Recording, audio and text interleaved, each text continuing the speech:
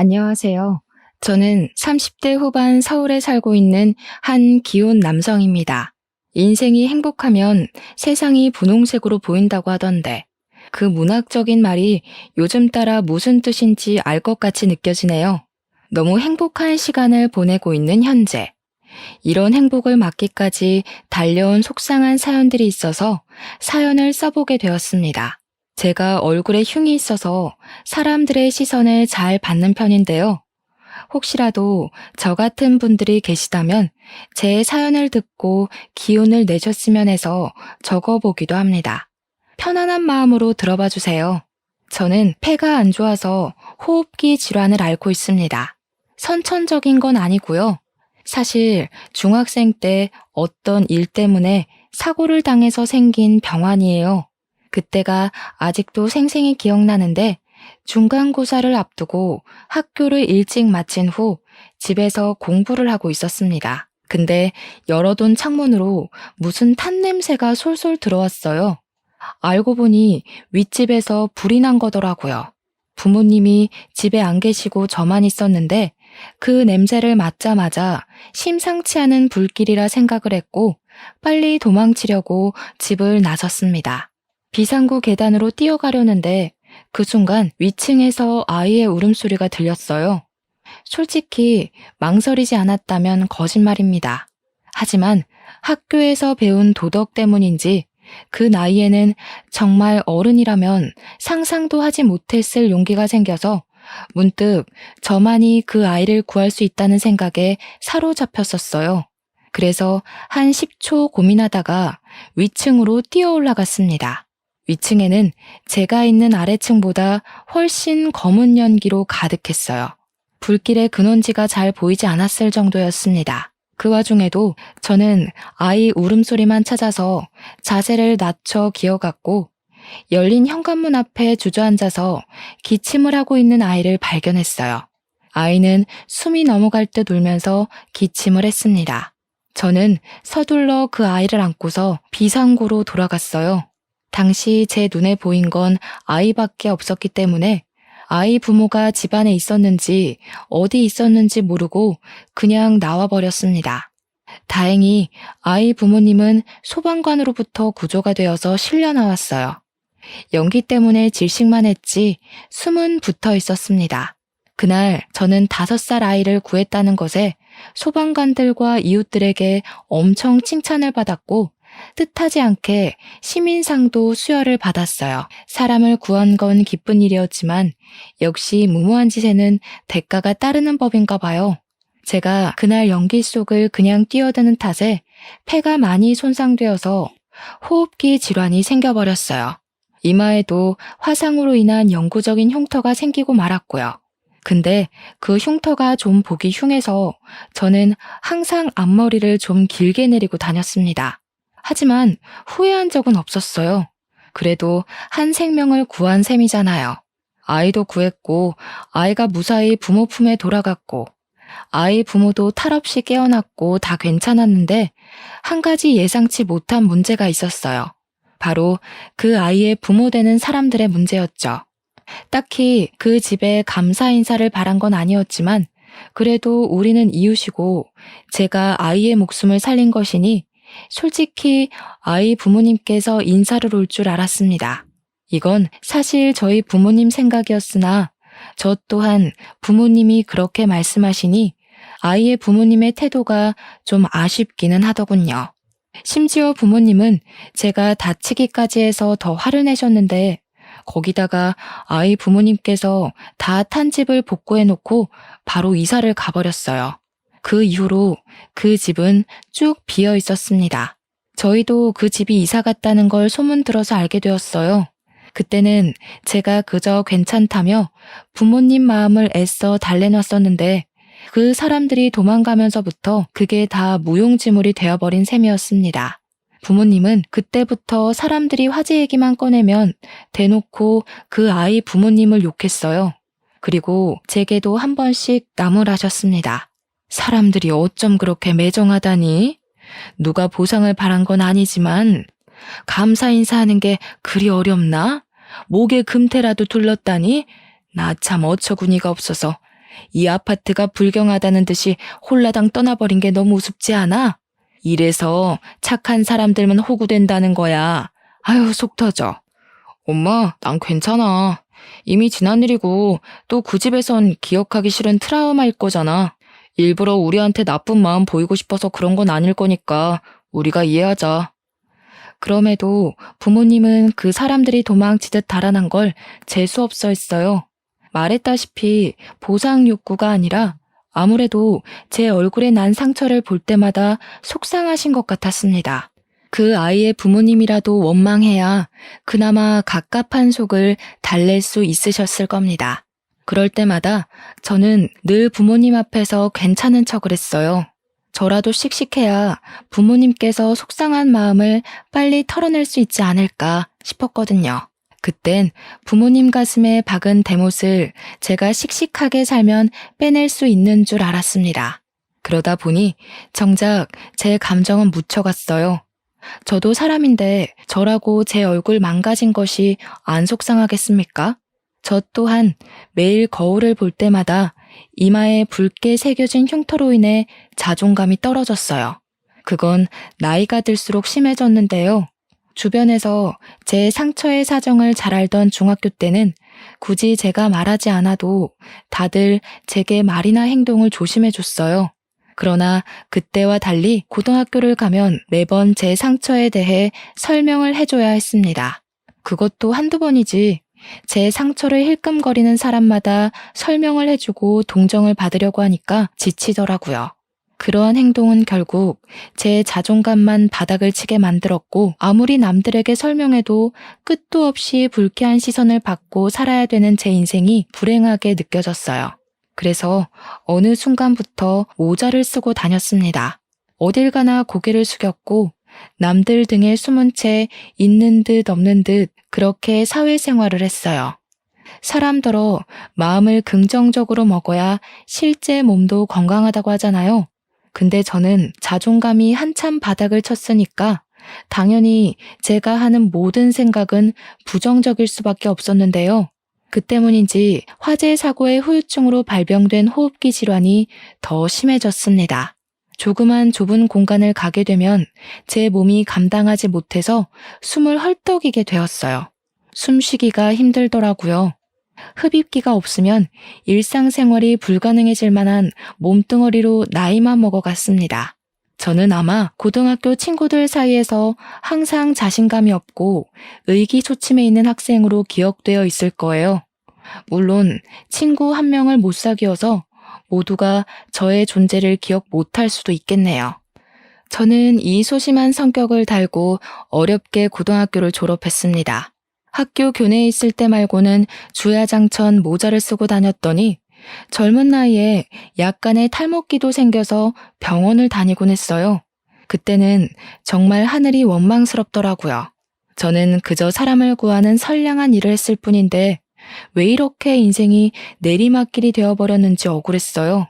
아이를 구했던 걸 후회하는 건 아니지만 한 번씩은 그런 생각을 하곤 했어요.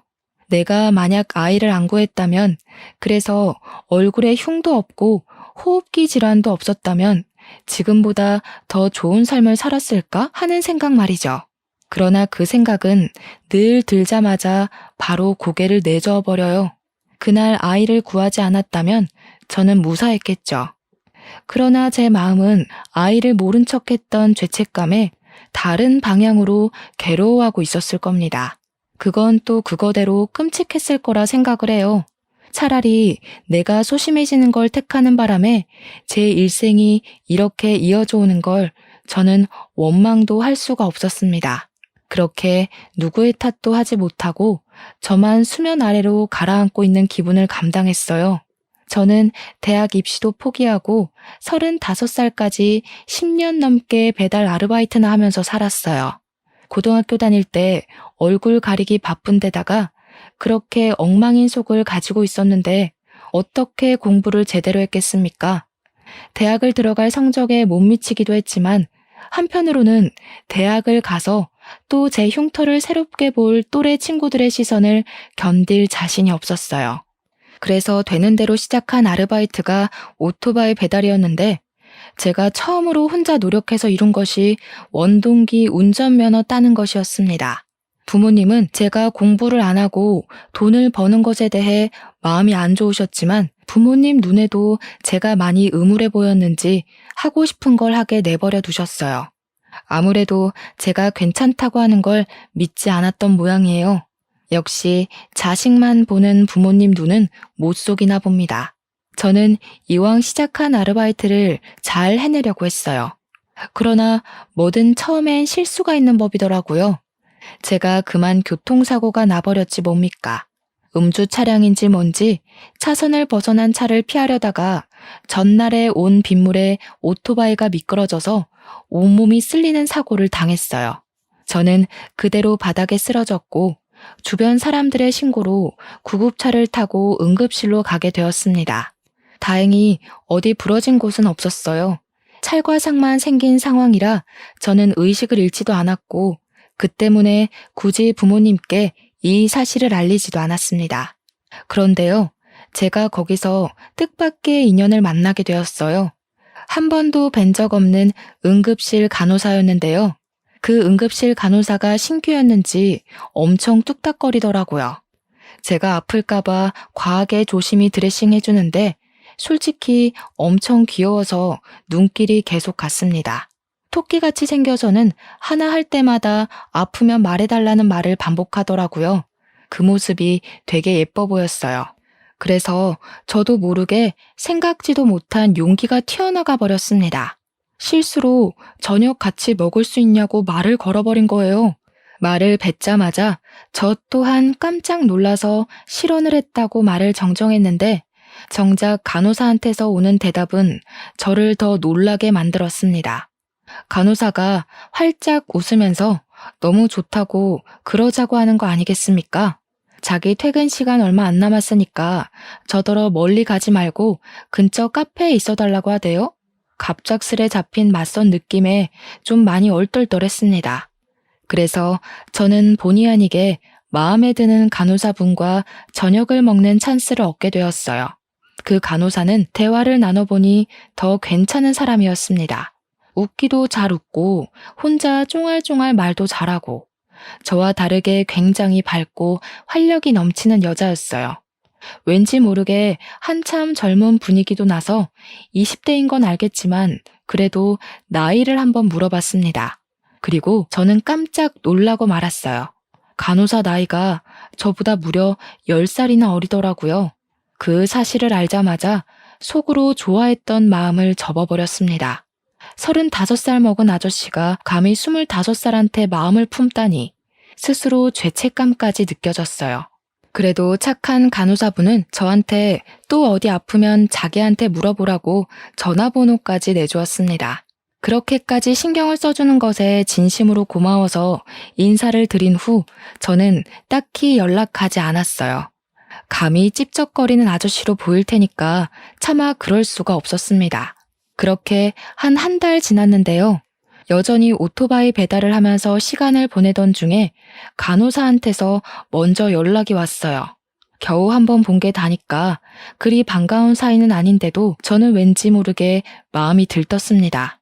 문자는 오늘 시간 되냐고 시간 되면 저녁 같이 먹자는 내용이었어요. 그 연락을 보자마자 저는 한동안 아무런 생각도 할 수가 없었습니다. 벙쪘다는 기분이 이런 건가 싶었어요. 저녁 먹을 이유가 없는데 왜 나한테 이런 연락을 하셨나 이해가 안 갔거든요. 그런데 간호사는 제가 답을 주지 않아도 한 번 더 문자를 보내왔습니다. 저녁으로 소고기 먹고 싶다고 한우 맛집에 같이 가자고 하더라고요. 너무 감사한 제안이지만 솔직히 저는 좀 부담되었어요. 간호사분이 사귀자고 한 건 아니지만 10살 어린 여자랑 노는 것 자체만으로도 양심 찔렸거든요. 그렇다고 제가 거절할 건덕이나 자격은 또 없다고 생각했습니다. 그런데도 약속을 잡을 수밖에 없던 핑계를 저 혼자 생각한 뒤 간호사분의 제안을 허락했어요. 그때부터는 약속 시간만 기다려졌습니다. 어느 순간 제가 설레고 있다는 것도 깨달았어요. 오랜만에 만난 간호사분은 여전히 귀여웠고 진짜 토끼라도 되는 것처럼 하얀 옷이 무척 잘 어울리는 차림이었어요. 처음 밥을 먹었을 때와는 또 다른 기분이었습니다. 처음에는 치료에 대한 감사의 의미로 제가 밥을 대접했다고 생각할 수 있었는데, 두 번째는 완전 데이트나 다름없는 만남이라서 떨렸어요. 그런데 저를 더 숨 못 쉬게 만들었던 건 간호사분의 적극적인 태도 때문이었습니다. 저녁을 다 먹고 이제 그만 헤어지려고 꿈을 대던 그때 간호사분이 얼굴을 붉히며 저를 탁 째려봤어요. 다짜고짜 저한테 눈치 없다고 볼멘 소리를 하더라고요. 지난날 폰번호를 줬던 걸 언급하더니 그게 진짜 내 건강을 위해서 준 거 같냐고 따지듯 묻는 거 아니겠습니까? 그러면서 저더러 여자 안 사귀어봤냐고 못소리냐고 하네요. 그때 제가 했던 말이 죄송하단 말이었는데 그것 때문에 그분에게 한동안 놀림을 좀 받았었습니다. 그게 못소린 저를 놀리는 말이긴 해도 어찌 보면 간호사가 제게 고백한 것과도 같아요. 솔직히 나이 차이를 생각하면 거절하는 게 맞지만 저는 그러지 못했습니다. 제가 좋아하는 분이 먼저 용기를 내주셨으니 저도 마음 가는 대로 받아들이는 게 예의라고 생각했거든요. 그렇게 저는 남들에게 함부로 말하기 어려운 10살 터울 커플이 되었습니다. 제 인생 첫 연애가 그렇게 시작이 되었어요. 예비 신부가 된 그녀는 연애를 하면서도 애교 많고 저한테 더 잘해주려고 노력하는 게 보였어요. 저도 예비 신부에게 받는 성의를 최선을 다해 보답해 주려고 했죠. 그런데도 한 번씩 찾아오는 현실 타격은 저를 기죽게 만들었습니다. 솔직히 나이 차이를 받아들이기가 미안하더라고요. 둘 다 성인이긴 해도 괜히 제가 죄를 짓는 기분이 들었다고나 할까요? 예비 신부 나이엔 굳이 제가 아니어도 괜찮은 또래 남자친구를 잘 만날 수 있을 것 같았거든요.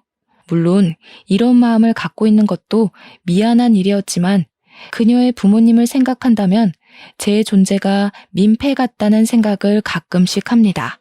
근데 제가 이런 생각을 갖고 있다는 걸 예비 신부가 눈치챘나 봐요. 언젠가부터 저를 좋아하는 이유를 말해주었는데 그 중에서 가장 인상 깊었던 말은 응급실에서 저를 처음 보고 한눈에 반했다는 말이었어요. 그날 치료를 자신이 아닌 다른 간호사가 올 수 있었는데 일부러 예비 신부가 제 치료를 맡았다고 하더라고요. 제가 예비 신부를 보기도 전에 자기가 먼저 보고 반한 거니 저더러 미안해하지 말라는 게 예비 신부의 말입니다. 예비 신부가 해주는 위로의 말을 듣고 제가 남자로서 얼마나 창피한 걱정을 하고 있었는지를 느꼈어요. 저희는 서로 잘해주려고 노력하는 사이였다 보니 3년 동안 만나면서 한 번도 다툰 적이 없었습니다. 그렇게 만나오면서 제 성격에 좀 많은 변화가 찾아왔는데요. 예비 신부 덕분에 어두웠던 제 성격이 많이 밝아졌다는 게 어느 순간 느껴졌어요.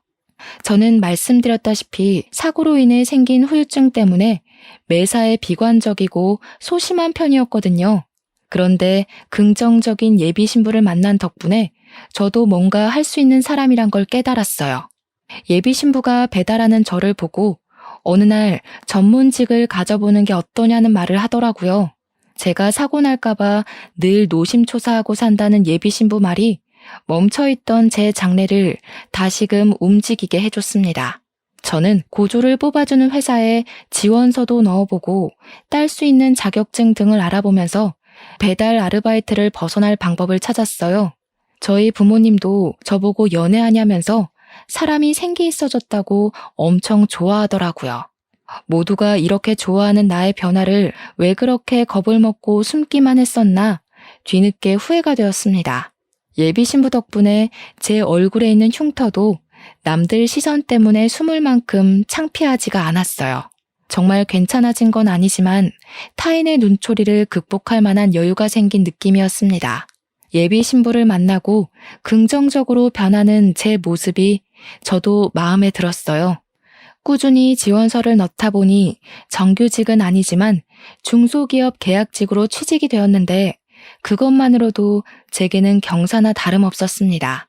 그제야 사람처럼 번듯한 직장인으로 하루하루를 보냈어요. 저를 이렇게 발전시켜준 예비 신부와도 기약 없는 미래에 대해 약속도 했습니다. 커플들이면 얼마든지 의논한다는 아이 몇 명 낳을 건지, 결혼식 어떻게 할 건지, 신혼여행 어디로 갈 건지 등등의 환상 말입니다.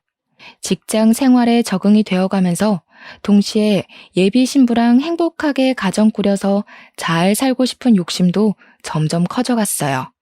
나이 차이가 여전히 마음에 걸리긴 했지만 제가 미안한 만큼 노력하기로 했으니 그건 더 이상 문제 삼지 않았습니다. 그런데 어느 날이었어요.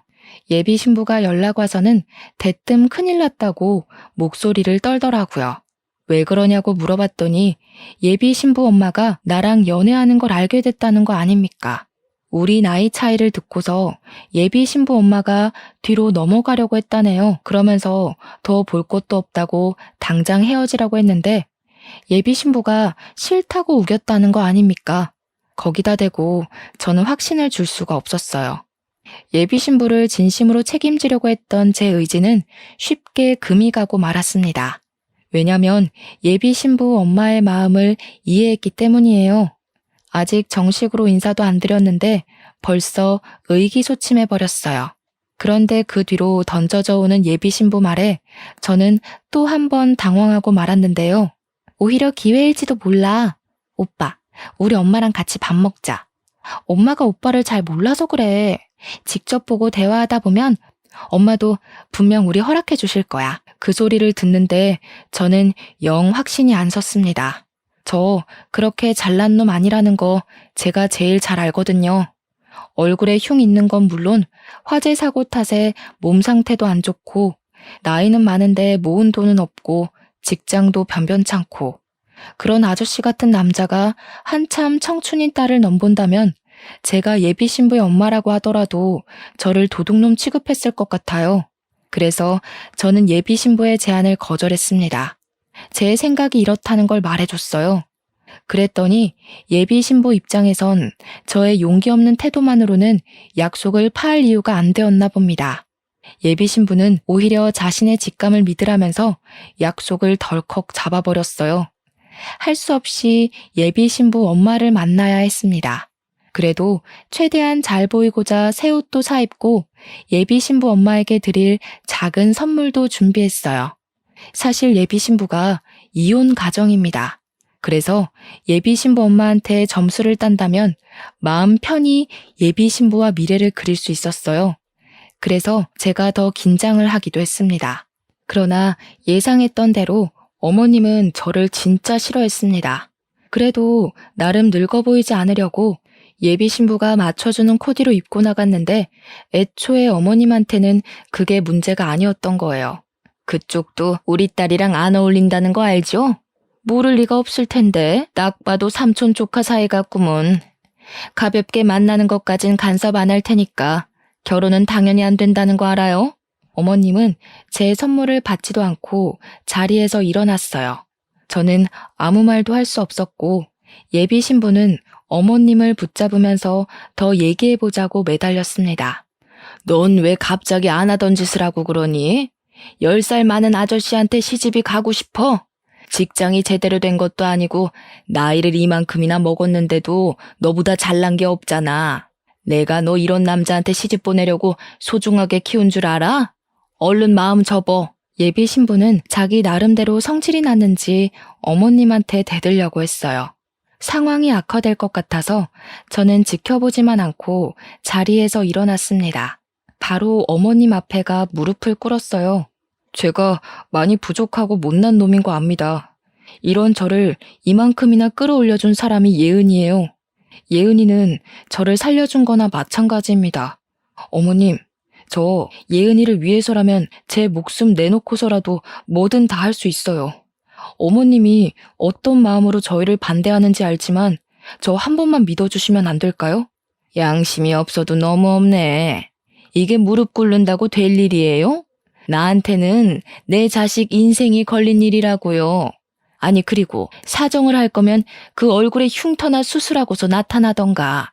아까부터 거슬려 죽겠네. 우리 딸이 밥 한 번 먹자고 떼를 쓰는 바람에 한 번 와본 건데 그쪽 얼굴 보니 더더욱 아닌 것 같네요. 나 마음 바꿀 생각 없으니까 웬만하면 얼른 헤어지세요. 그날 저는 손님들의 힐끔거리는 시선을 받으면서 대차게 까였습니다. 예비 신부는 자기 엄마를 향해서 허락 안 해주면 집에 안 들어갈 거라고 고래고래 소리치면서 제 곁을 지켜주었어요. 그날 저랑 예비 신부는 술자리를 가졌습니다. 그리고 예비 신부를 설득해 집에 데려다 준 뒤 집으로 돌아가는 길에 이별을 통보했어요. 예비 신부한테서 연락이 불티나게 왔지만 받지 않았고 휴대폰을 꺼버렸습니다. 예비 신부가 우리 집을 찾아온 적도 있었는데 저는 부모님한테 절대 열어주지 말라고 단단히 일러뒀어요. 부모님은 며느리가 될지도 모를 제 예비 신부를 그런 식으로 처음 봤습니다. 부모님 말로는 예비 신부가 매일 집 앞에서 울고 간다는데 그게 저도 많이 힘들었어요. 마침 그 시점에 제가 회사 계약도 만료가 돼서 백수로 지냈거든요. 그래서 제가 문을 열어주지 않는 이상 예비 신부와 만날 일은 더더욱 없었습니다. 그렇게 은둔형 외톨이처럼 집에 짱 박혀서 만화책만 읽고 있으니 부모님이 날이 갈수록 저를 한심하게 보았어요. 예전에 네가 그렇게 지낼 때는 사고 트라우마 때문에 어쩔 수 없다고 생각했어. 그런데 지금은 뭐니? 지금은 그냥 가여운 예비 신부 나 몰라라 하고 일도 안 하고 놀고 먹기만 하는 백수 아니야? 너도 하면 되는 놈이었잖아. 공무원 준비라도 해보든지.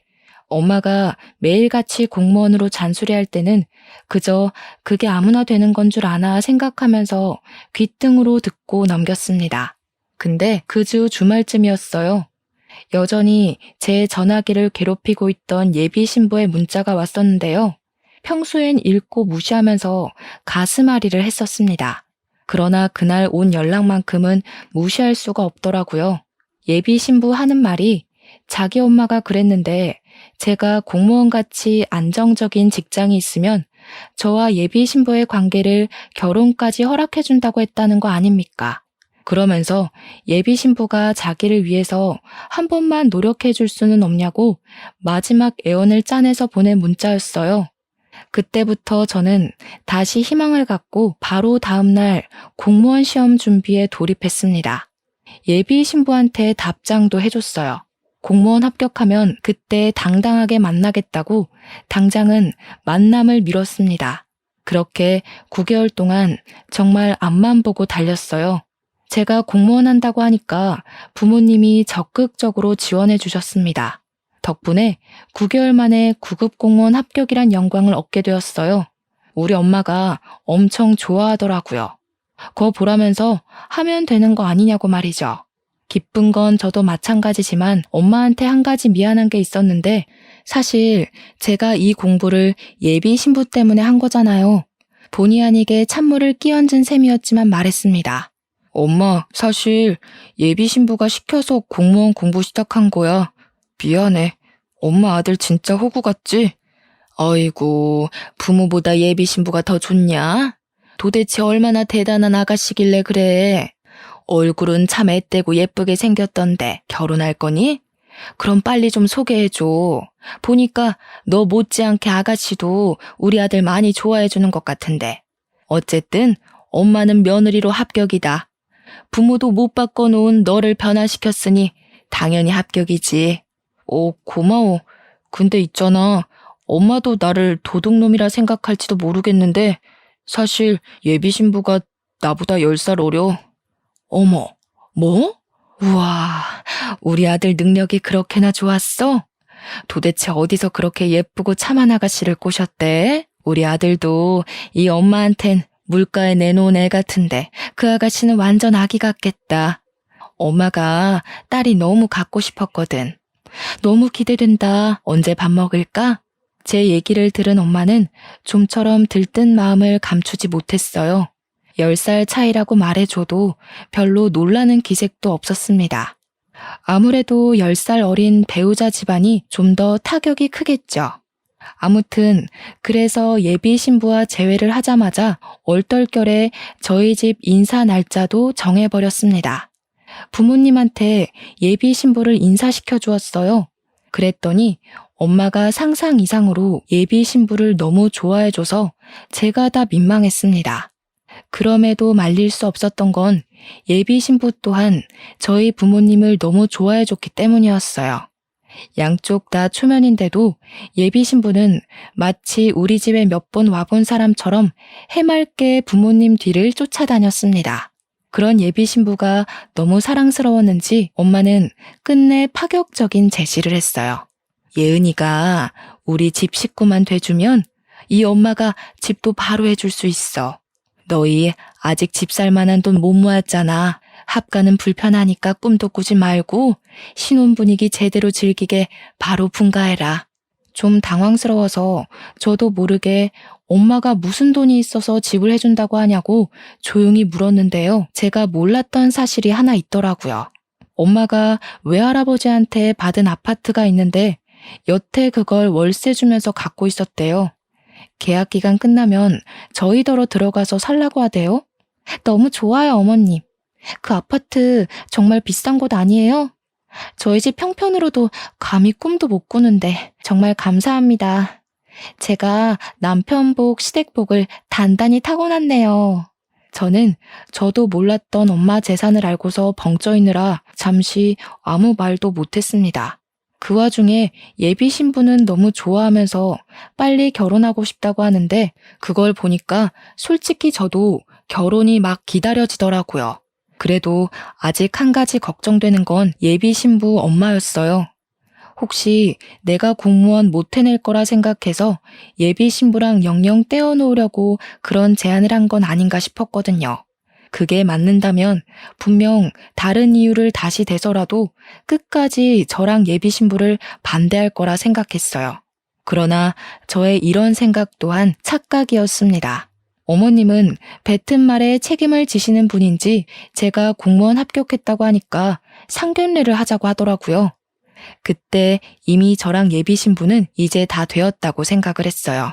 그래서 기쁜 마음으로 날짜 잡고 양가 집안이 만날 한정식 집을 예약했습니다. 이제 어머님은 제게 장모님이나 다름없었어요. 오랜만에 만난 예비 장모님은 저희 집안과 대화하는 내내 표정이 그리 밝지 않았습니다. 왠지 모르게 예비 장모님이 뭐 하나 터뜨릴 것 같이 불안한 아우라를 풍겼어요. 아니나 다를까 예비 장모님이 결국 상견례 자리에서 실수를 하고 마는데요. 다들 알 거라 생각하지만 혹시나 해서 한 번 더 말할게요. 딸 가진 입장에서 10살이나 많은 사위 얻게 돼서 참 마음이 안 좋아요. 그래도 사돈 쪽에서 대출 하나 없이 집 해온다고 했으니 그것 때문에 허락해주는 겁니다.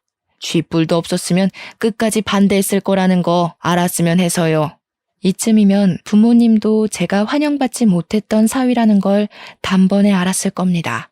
그 말을 듣고 저는 저희 부모님께 참 면목이 없었습니다. 내가 못나서 내 부모님까지 욕먹게 하는구나 싶었어요. 예비 신부가 뒤늦게 예비 장모님을 말렸지만 그건 이미 찬물 끼얹은 분위기를 더 얼게 만드는 일밖에 안 되었어요. 저는 차마 부모님을 볼 수가 없어서 고개를 들지 못했습니다. 그때였어요. 엄마가 제법 차분한 목소리로 예비 장모님의 실언을 가볍게 받아쳤습니다. 알죠. 저도 딸은 없지만 딸 가진 부모 입장에서 얼마나 아깝겠어요. 근데 세상에 아깝지 않은 자식이 어디 있겠습니까? 제 입장에선 며느리 될 아이가 너무 이쁘긴 하지만 저도 제 아들 보내는 거 당연히 아까워요. 제가 얼마나 애지중지 키웠다고요. 그러니까 사부인도 이왕 결혼 허락하기로 마음 먹었으면 서로 잘 지내보도록 노력합시다. 엄마 말에 예비 장모님도 뭔가를 느꼈는지 아무 말이 없었습니다. 조용히 고개만 끄덕이셨어요. 그런데도 예비 장모님은 계속 제가 마음에 안 들었나 봐요. 계속 사람을 시험해 보려는 느낌이 없지 않아 있었습니다. 이번엔 이마에 흉터로 딴죽을 걸었거든요. 참, 아드님이 흉터가 있던데 어릴 때 사고를 좀 크게 쳤나 보죠? 얼마나 까불고 다녔으면 얼굴에 상처가 있어요? 웬만하면 성형외과를 데려가시지 보기 흉하게. 이제 우리 딸이랑 결혼하는데 우리 딸까지 괜히 욕먹는 거 아닌가 몰라요. 제가 못마땅하니까 예비 장모님 말투는 할 수 없이 삐딱하게 나왔어요. 그걸 알면서도 저는 이 결혼이 하고 싶었습니다. 온전히 사랑하는 예비 신부 때문이었죠. 근데 제가 욕먹는 게 곧 부모님을 욕보이는 것과 같다고 생각을 하니 그건 좀 참기가 힘들더라고요. 솔직히 예비 장모님이 조금만 더 무례하게 굴면 자리를 파할 생각까지 했습니다. 그런데 이제부터 정말 생각지도 못한 사실이 밝혀졌어요. 아니요, 흉터는 저희 아들이 까불다가 그런 게 아니고요. 사람 구하다가 생긴 겁니다. 옛날에 어린아이를 불길에서 구하다가 얼굴에 화상 입고 패도 좀 안 좋아요. 저도 하나 있는 아들이 불길 속에 들어갔다는데 내내 이 흉터를 보면서 어디 마음이 편했겠나요? 그래도 한 생명을 구하고 생긴 영광의 상처인데 사돈이 좀 좋게 봐주셨으면 좋겠네요. 엄마는 무례한 예비 장모님 앞에서 끝까지 교양을 잃지 않았습니다. 그런 엄마를 생각해서라도 저 또한 최대한 참고 있었는데 그 순간 예비 장모님이 손에 들고 있던 젓가락을 떨어뜨렸어요. 엄청 사색이 된 얼굴로 당황하더라고요. 그러면서 저희 엄마한테 묻는 말이 그 사고가 났던 아파트가 어디 아파트였냐고 묻는 거 아닙니까? 그래서 엄마가 말해줬어요. 현재는 이사를 가고 다른 곳에 살고 있다는 것까지요. 그러니까 예비 장모님이 이제 손까지 떨면서 입을 막더라고요. 하얗게 질린 얼굴로 혹시 불난집이 1204호가 아니냐 하대요? 그 당시 불난집 호수는 아파트 주민 전체에게 소문이 났었기 때문에 잊을 수가 없는 숫자였어요. 저랑 엄마는 그 집 호수를 어떻게 아냐고 되레 예비 장모님한테 물었습니다. 어머나 세상에, 어떻게 이런 일이 있을 수가 있어? 그 집이 우리 집이었어요. 우리 애 살려준 사람이 웬 어린 소년이었다고 했는데 그게 설마 김서방 자네였던 거야? 아이고야 세상에, 이게 무슨 일이야? 예비 장모님이 하는 말에 그 자리에 있던 저희들은 전부 다 놀라서 아무 말도 못했습니다. 순간 분위기는 꽤 긴 정적이었어요. 저는 바로 맞은편에 있는 예비 신부를 뚫어져라 쳐다봤습니다. 그 집에 살았던 사람이 예비 장모님이면 내가 구했던 5살짜리 아이는 제 앞에 있는 예비 신부란 말이잖아요. 그러고 보니 예비 신부가 자기도 흉터 있다고 등에 있는 화상 자국을 보여주면서 제 얼굴 흉터를 위로해 준 적 있었습니다. 그것 때문에 예비 신부한테 마음이 더 열리기도 해서 똑똑히 기억하고 있어요. 그런데 그게 우리가 같은 날 같은 장소에서 얻은 흉터였다니. 어떻게 우연도 이런 우연이 있을 수 있단 말인가요? 그때 그 기분은 정말 아직도 잊히지 않을 만큼 반전이었습니다. 그런데 그때였어요. 갑자기 상황 역전되어서 이번에는 엄마가 성난 얼굴로 벌떡 일어나 예비 장모님한테 삿대질을 했습니다. 당신이 그때 그 인정머리 없던 부모라고요? 내 아들이 영구적인 손상을 입고도 그쪽한테 사과나 감사 인사 못 받아서 얼마나 억울했는데 그쪽은 겨우 집 복구만 해놓고 홀라당 가버리는 게 어딨습니까?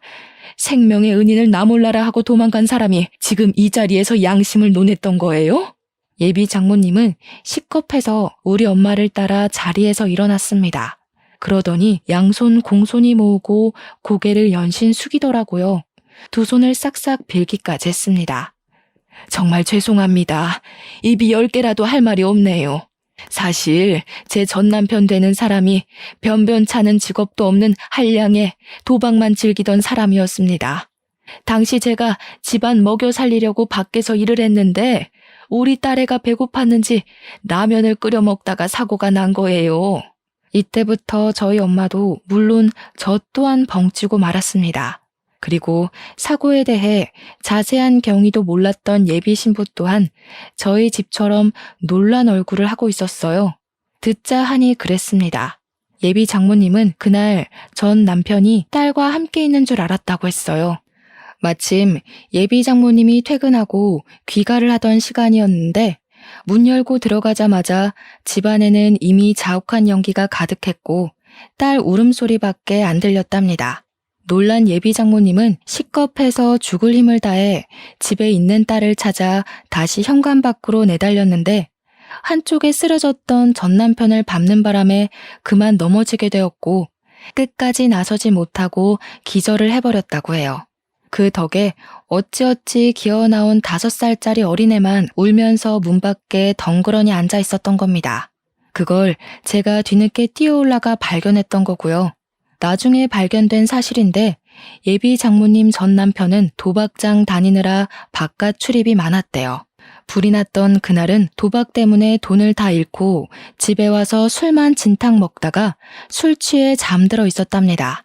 전 남편이 돈을 빌리고 못 갚은 빚이 많았는데 하필 그때 사채업자들이 집까지 찾아오는 바람에 도망치느라 인사를 못 드렸어요. 정말 죄송합니다. 단 한순간도 제 딸 구해준 아드님의 도움을 잊어본 적이 없어요. 이건 정말 진심입니다. 믿어주세요, 사모님. 예비 장모님은 아주 당연하다는 듯 저희 엄마를 사모님이라고 부르기 시작했습니다. 그것에 좀 당황한 엄마는 뒤늦게 사과를 받더라도 사과만 받으면 마음을 풀 생각이었대요. 그런데 갑자기 사모님 소리를 하며 굽신거리는 자세로 나오니까 엄마가 되레 예비 장모님을 진정시키는 꼴이 되어버렸습니다. 아이고, 그런 사정이 있는 줄 몰랐네요. 사정이 여의치 않아서 인사를 못했을 텐데 제가 참 생각이 짧았습니다. 제 아들이 그 사고 때문에 많이 힘들어해서 저도 많이 예민했어요. 괜찮습니다. 그리고 사모님 소린 하지 마세요. 차돈 될 사이에 사모님이 뭐예요? 아유, 당연히 사모님이죠. 저한테는 제 딸밖에 없어서 제 딸 목숨이 곧 제 목숨이거든요. 제가 저를 살린 은인 집안을 알아보지 못했네요. 너무 죄송하고 정말 감사합니다. 평생 이 은혜 보답하면서 살게요. 저희 집은 살아생전 다시는 받지 못할 감사 인사를 뜻하지 않게 38살이 넘어서야 받게 되었습니다. 기분이 정말 이상했어요. 그리고 저는 그 순간 마법이라도 걸린 것처럼 장모님의 무례했던 행동들이 모두 이해가 되었습니다. 제가 예비 장모님의 전 남편과 조금이라도 비슷한 구석이 있을까봐 더 꼼꼼하고 예리하게 살피고 싶었겠죠. 김서방한테도 내가 정말 미안해. 우리 전 남편이 직업도 없이 도박에 빠져서는 가족도 버리고 알코올 중독 신세로 살다가 결국엔 도망을 갔어. 내 딸까지 그런 고통을 겪게 하고 싶지 않아서 더 깐깐하게 사위를 고르려다 보니까 자네한텐 정말 몹쓸 짓을 해버렸네. 미안하다. 예비 장모님이 제 앞에 와서까지 제 손을 붙잡고 고개를 숙이니까 괜히 잠깐 나쁜 마음을 먹었던 것이 싹 사라졌어요. 저 또한 괜찮다고 하면서 예비 장모님의 용서를 받아주었습니다. 그래도 엄마는 제가 받았을 그동안의 상처를 생각해서 경고 비슷한 말을 해주었는데요. 아무리 딸을 위한 행동이었다고 하지만 앞으로는 겉모습 가지고 사람 판단하지 말라고, 그건 딸 되는 입장에서도 존경스럽지 않은 태도란 말을 하셨어요. 그것에 예비 장모님은 그저 우리 엄마의 말을 높이 생각하면서 미안하다고 사과를 해왔습니다. 그때부터 제 인생은 본격적으로 오르막길을 타기 시작했어요. 오해 아닌 오해도 풀고 예비 장모님께 극진한 애정을 받으니 더 이상 제가 느낄 죄책감은 없었습니다. 제가 나이가 좀 있다 보니까 결혼식은 빠르게 준비가 되었고 저희는 엄마가 준비해준 아파트에 들어가 흥겹게 신혼을 시작할 수 있었어요. 그리고 공무원이 된 저는 동사무소에 일한 지 이제 막 1년이 되어 가는데요. 하루가 멀다 하고 아내랑 깨볶느라 퇴근이 너무 고파요. 이대로만 지내도 너무 즐겁거든요. 그런데 글쎄 제게 더 큰 행운이 찾아온 거 아니겠습니까? 바로 어제 우리 예쁜 아내가 저 퇴근하고 오자마자 수줍게 무언가를 내밀더라고요. 눈 감고 받으라 하길래 시키는 대로 했더니 글쎄 그게 뭔 줄 아시나요? 2줄이 그어진 임신 테스트기랑 초음파 사진이지 뭡니까? 이제 5주 됐다네요. 아내와 처음 연애하게 된 순간도 제게 손꼽을 만큼 행복한 일인데 새 생명이 찾아온 현재도 정말 말 못하게 행복합니다. 이렇게 행복해도 되나 싶을 만큼 말이죠. 제 인생이 참 어두울 뻔했잖아요. 그런 저의 세상을 환하게 밝혀준 아내를 만나서 매사에 하늘에 감사하고 있어요. 어릴 때 제가 구한 그 5살짜리 꼬마 아가씨랑 결혼까지 한 기막힌 우연을 여러분께 들려드리고자 사연을 신청해 봤습니다. 어떻게 들으셨는지